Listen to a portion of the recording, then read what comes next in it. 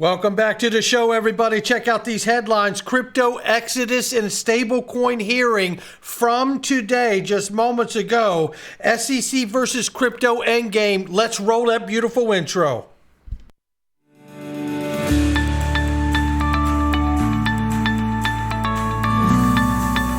Digital Perspectives with Brad Kimes. Come on in.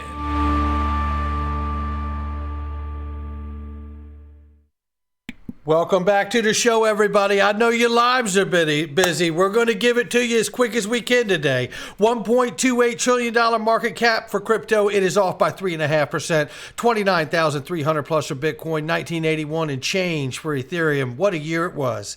Tether market cap 81.2 billion plus, and we see XRP at 49 cent, bleeding heavily, 4.5% off on the 24-hour. Look at this. This is iTrust Capital. I have said it many times. I'm going to say it again today. Nothing better than buying crypto except buying tax-free crypto, which I do with iTrust Capital and crypto IRAs. You can roll over all kinds of different products like your 401k, 403b, 457, and so much more. Start a new one if you want. Transfer an existing one. You know, you could do all of these things, but you got to click the link to the sponsor underneath before you can. Make sure you click it and check it out. It is going to be something you will not regret. I'll tell you that. Look at this right here. This is something I'm pretty excited about and waiting for. The clock is ticking, ladies and gentlemen. Flare Naming Service, talking about the decentralized way to build identities online with the Flare Network. .flare domains for your wallets and websites. Click that button for early access right there on the screen. Look at that. Get your spot and get your chance to get the hottest domain names on Flare Networks. And I'll tell you something. I just got my airdrop and it reminded me about this and it made me so excited knowing what's coming. And you know what? I feel like crypto is on its way to getting some clarity, whether it starts with legislation on stable coins or otherwise. And I tell you, I couldn't be more excited about what's to come. And I think this is a great opportunity if you check it out for Flare Networks and the Flare Naming Service. Link underneath the video. Look at this. Intel. You're going to want to watch this. I mean, boy, we got a video for you today. Intel Axis Bitcoin mining chip.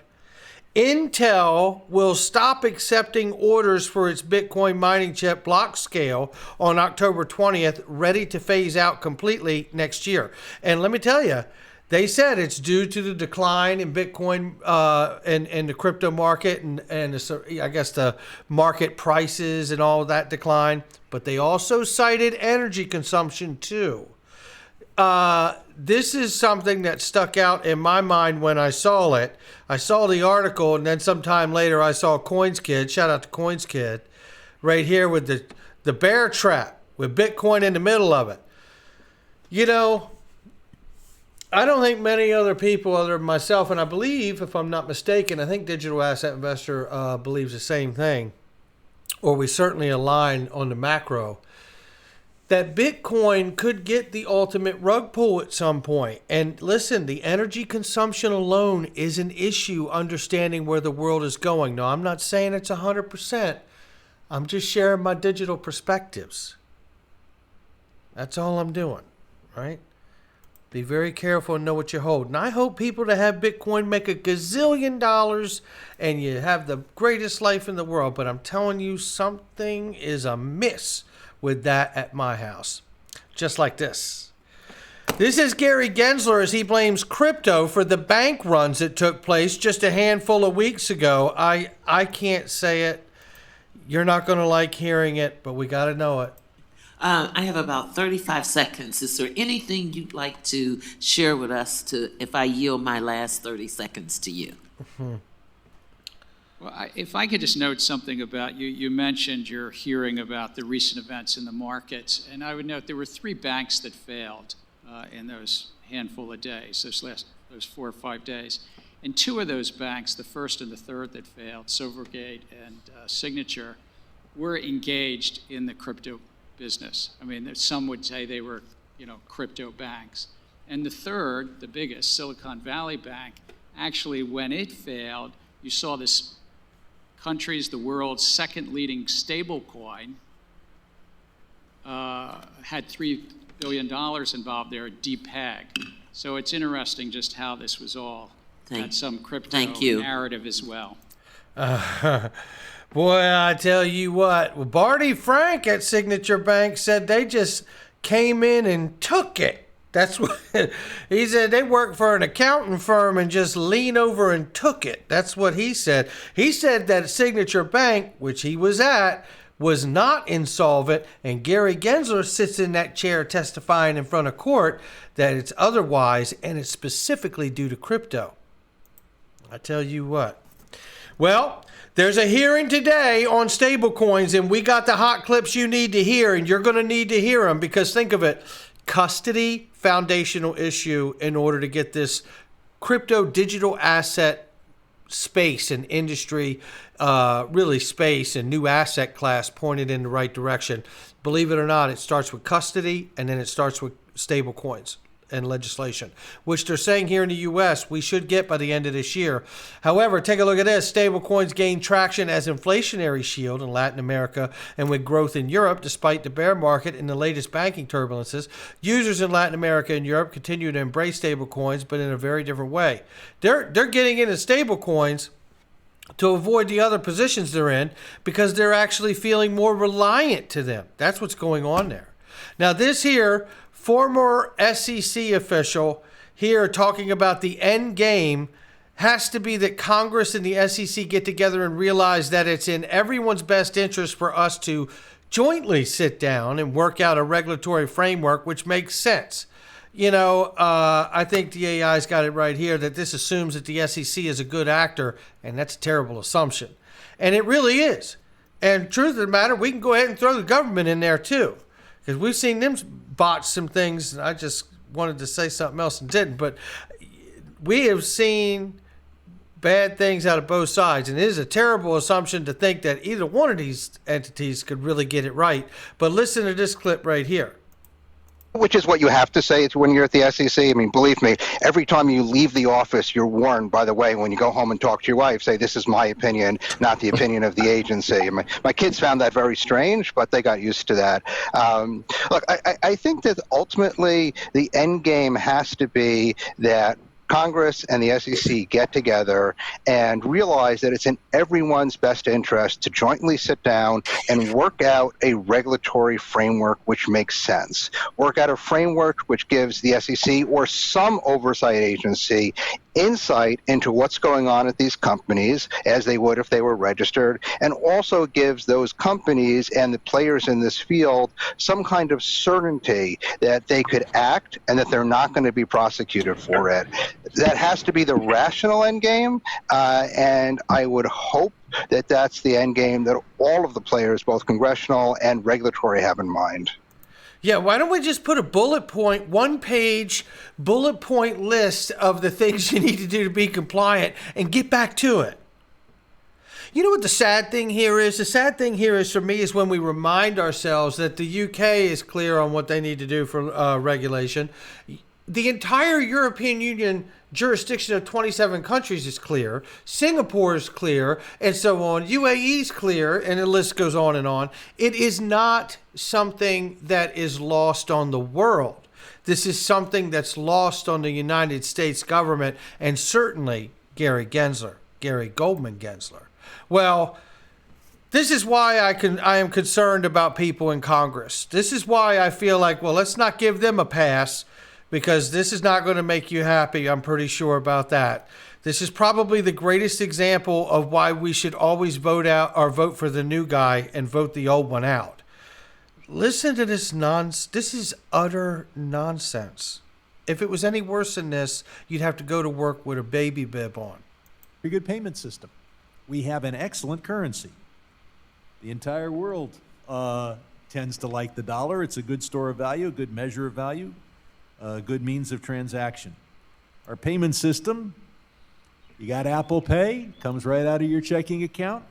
It's not as good as what the crypto world promises they'll deliver in some future decade, but it's way better than what the crypto world delivers now, and I am sure that payment systems using the dollar will get better. So what is the problem? The problem is it's damn hard to cheat on your taxes, and it's damn hard to run a drug sales operation with the U.S. dollar. Okay, all right. I can't even listen to it the second time around after queuing it up for the show today. Whoo-wee. I tell you, that's hard to stomach right there. Look, Brad Sherman, there is no greater illicit activity is done with the U.S. dollar over any other instrument on earth. That's the way to say it, right? That's the truth. And for him to suggest anything other than that is absolutely mind-blowing. What these people think they... Look, either he believes it and he's the blithering idiot, or he thinks that we're the blithering idiots that will believe him. Well, it falls in his lap today because I'm not going to play along. So, I'll let everybody else make their own mind up.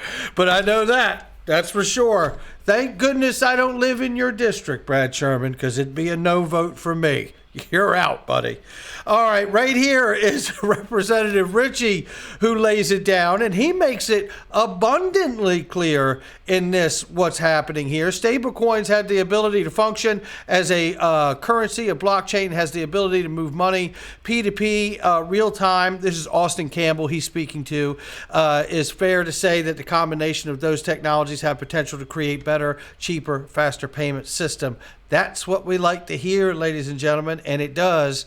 1 second here. I want you to hear, yes, I want you to hear this first. Here we go. The legacy financial system has high fees and long delays that prey upon the lowest income Americans. Poor people of color have to pay predatory fees in order to transfer their own money to loved ones abroad.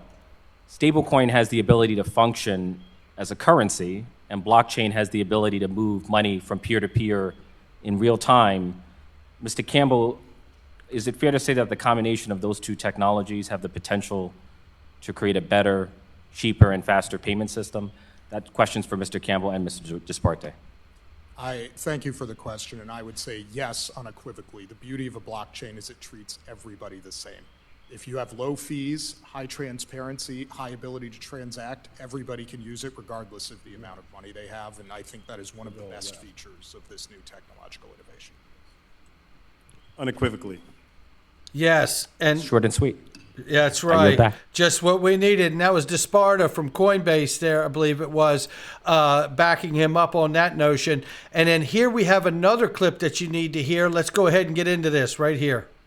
That an alternate regulatory framework for crypto would, quote, undermine 90 years of securities law.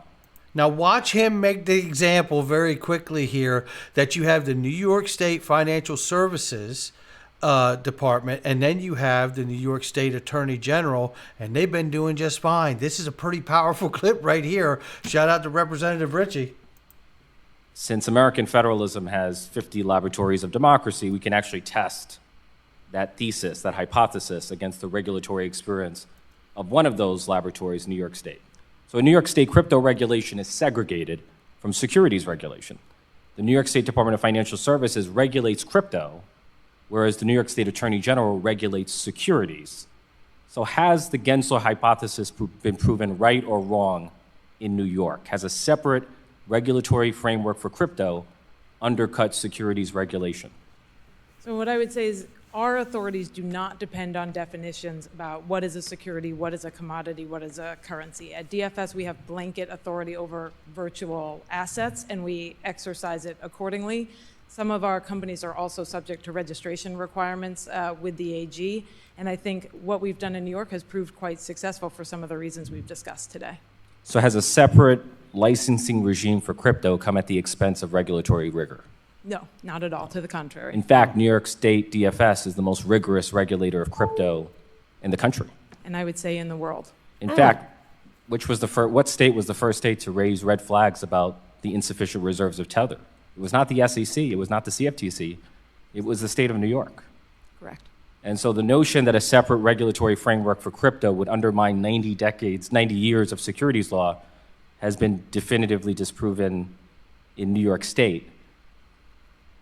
There you have it. Oh my gracious. And then if this one brings it home too, this is a matter of national security. Get Gary Gensler out now. Listen to what this gentleman here, Mr. Austin Campbell, says. Take a listen here. In the current environment, we are failing at making this happen as a country.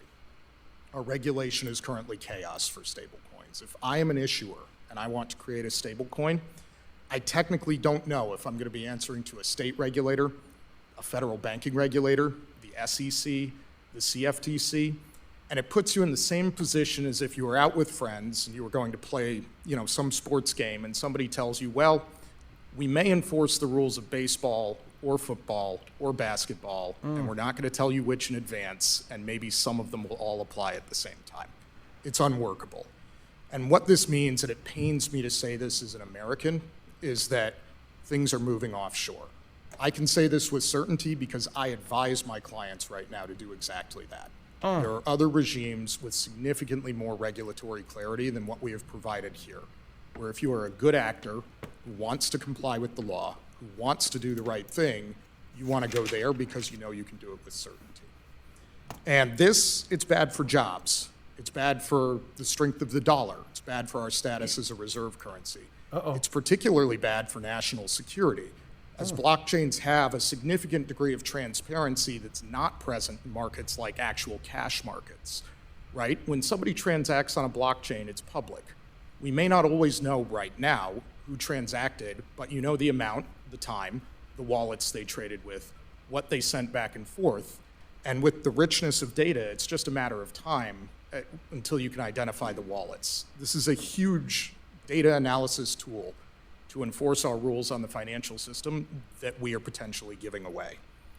Right now, over the past year, the biggest winner has been Tether. They are offshore. They don't work well with us. They facilitate some activity they probably shouldn't. But the chaos is leading that stablecoin to grow while others shrink. The other thing that's happening is other countries are moving into this space. Just this morning before the hearing, I saw news that Russia is exploring legislation to formalize their ability to transact in crypto. If we don't take the field, others will do so before us, and they may not be doing it in ways that we like. And there you have it, and it's right here. Breaking, the Russian Central Bank has announced that they will be allowing international settlements to be conducted using cryptocurrency. Where are we at with the U.S. innovation to lead this digital revolution? We're waiting. Stuart Alderati says, I missed all the excitement yesterday on the Gensler hearing. I'm here in London spending time with our team focused on growing our business. Can't tell you how inept the SEC looks from this side of the pond. What a contrast. And this speaks to exactly what Stuart Alderati just said. Coinbase's CEO Brian Armstrong said the firm may move its headquarters to the United Kingdom if the regulatory progress in America remains stagnant. This is the crypto exodus. Not financial advice from me or anyone else. It's just my digital perspectives. I'll catch all of you on the next one.